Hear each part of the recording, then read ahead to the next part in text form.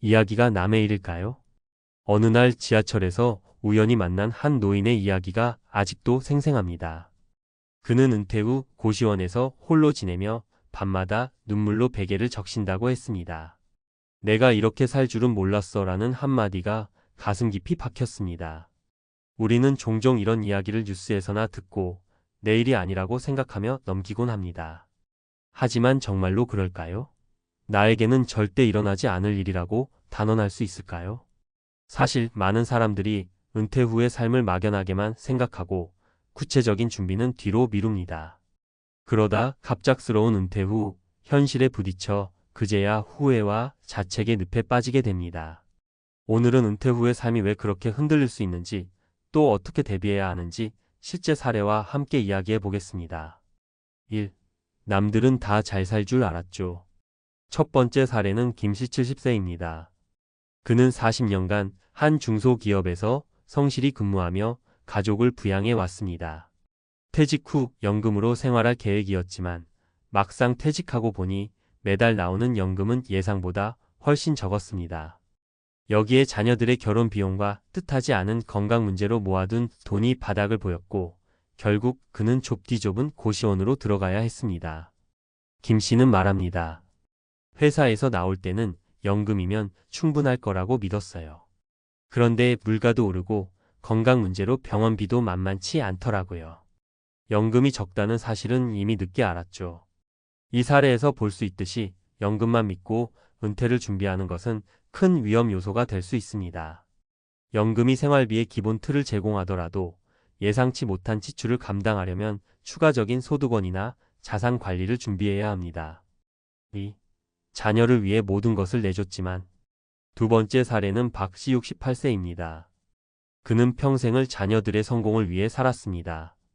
자녀 교육과 결혼에 쏟은 돈은 그의 노후 자금을 모두 가져갔습니다.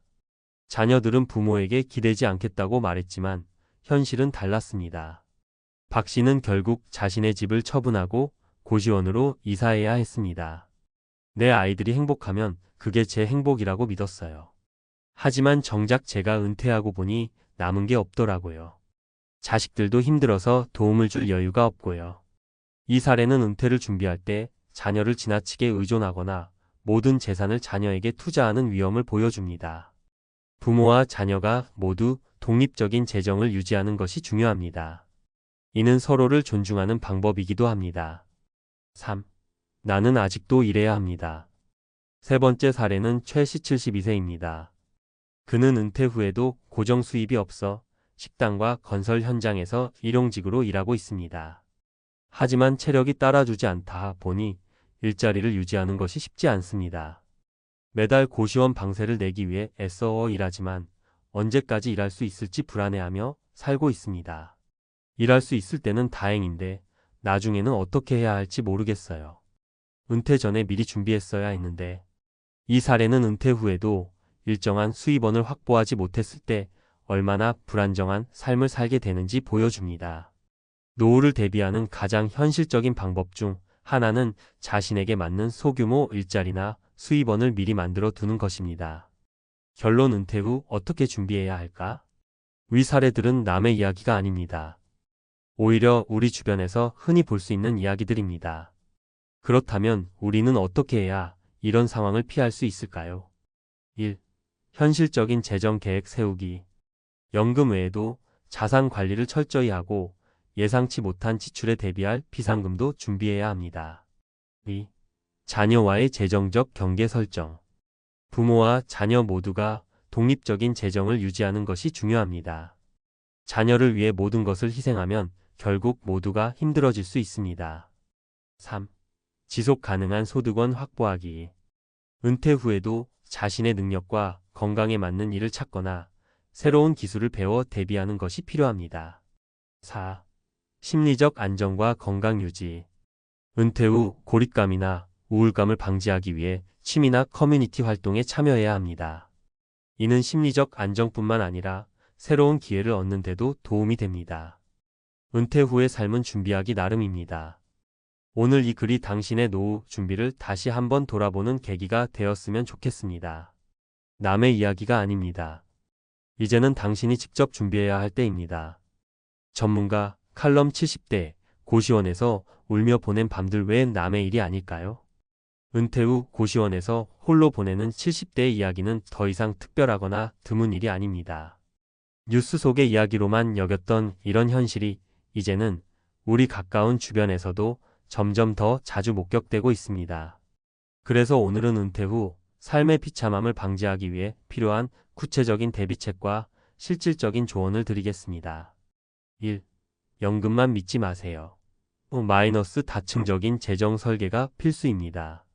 사람들은 흔히 연금만으로 은퇴 후 생활이 충분히 가능하다고 믿습니다. 하지만 현실은 전혀 그렇지 않습니다. 평균적인 국민연금 수령액은 월 100만 원 안팎, 이는 물가 상승과 예상치 못한 지출을 감당하기에 턱없이 부족한 수준입니다. 전문가 팁 다층적 재정 설계하기. 연금 외 추가 소득원 준비. 예를 들어 소규모 투자나 월세 수익 같은 수익 구조를 미리 설계해 두세요. 작은 금액이라도 꾸준히 들어오는 돈이 은퇴 후 삶의 안정감을 줍니다. 비상금 준비.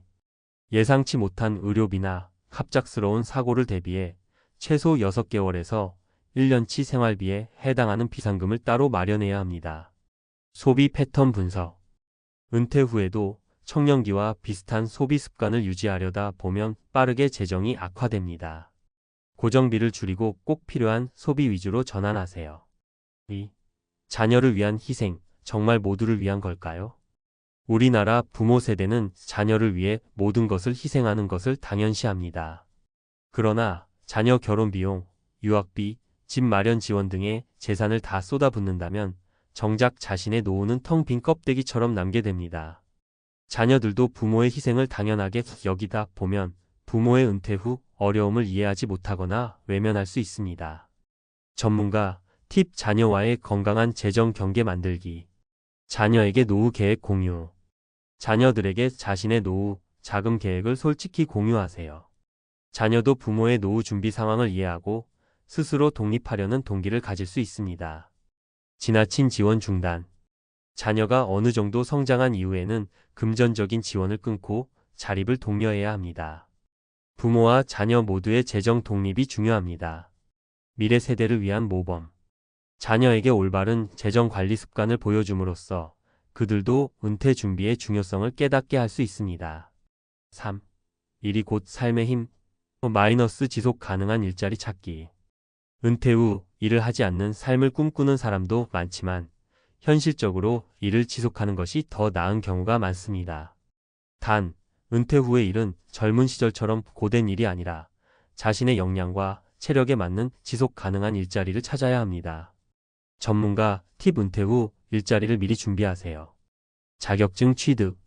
조리사, 바리스타, 전기기사 등 은퇴 후에도 활용 가능한 자격증을 미리 준비하면 다양한 기회가 열립니다. 소규모 창업. 초기 비용이 적은 소규모 창업, 예를 들어 작은 온라인 쇼핑몰, 프리랜서 컨설팅 등을 고려해 보세요. 커뮤니티 네트워킹. 은퇴 후에도 새로운 사람들과의 연결을 통해 일자리 정보를 얻거나 새로운 프로젝트에 참여할 수 있습니다. 4. 심리적 안정과 건강관리. 은퇴 후 삶의 핵심. 은퇴 후에는 재정적인 어려움뿐만 아니라 심리적 고립감이 큰 문제로 떠오릅니다. 자신이 더 이상 사회적으로 가치 있는 사람이 아니라고 느낄 때 우울증이나 불안감이 찾아올 가능성이 큽니다. 하지만 이런 상황은 충분히 예방할 수 있습니다. 전문가 팁. 심리적 안정 유지하는 법. 취미생활 시작하기. 새로운 기술을 배우거나 오래된 취미를 다시 시작해 보세요. 취미는 단순한 시간 때우기가 아니라 삶의 활력을 주는 중요한 요소입니다. 사회적 관계 유지. 친구, 이웃, 동료와의 관계를 꾸준히 유지하세요. 은퇴 후에는 사람들과의 교류가 삶의 질을 크게 좌우합니다. 규칙적인 운동. 매일 30분 정도의 운동은 체력뿐만 아니라 심리적 안정에도 큰 도움을 줍니다. 걷기, 가벼운 스트레칭, 요가 등 체력에 맞는 운동을 추천합니다. 사례 3가지로 다시 보는 현실. 김씨 70세 연금만 믿고 준비했지만 예상보다 적은 수령액과 갑작스러운 병원비로 고시원 생활을 시작한 사례는 연금 외 추가 소득원의 중요성을 알려줍니다.